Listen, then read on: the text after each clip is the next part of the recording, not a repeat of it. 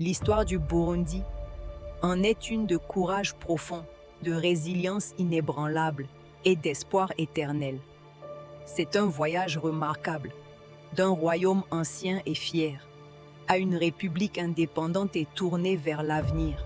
Notre chapitre historique dans l'ère moderne a commencé à la fin du XIXe siècle. À la suite de la conférence de Berlin en 1885, le Burundi a été placé sous contrôle allemand, bien que le royaume ait conservé un degré vital d'autonomie interne. Les vagues des conflits mondiaux ont de nouveau apporté des changements. En 1916, lorsque les forces belges ont occupé le territoire, conduisant à un mandat officiel en 1922.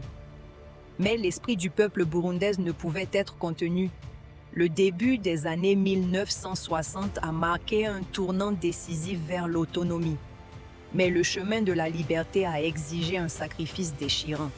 Le 13 octobre 1961, la nation a perdu un héros.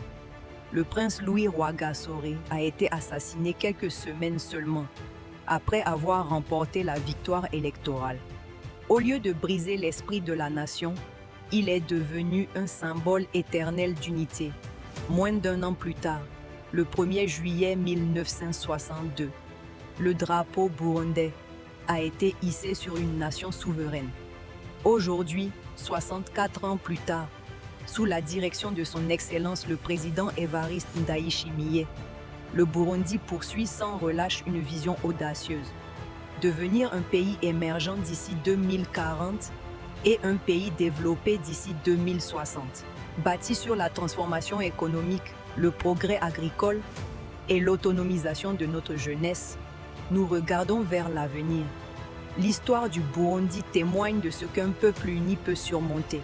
Son avenir témoigne de ce qu'un peuple uni peut accomplir.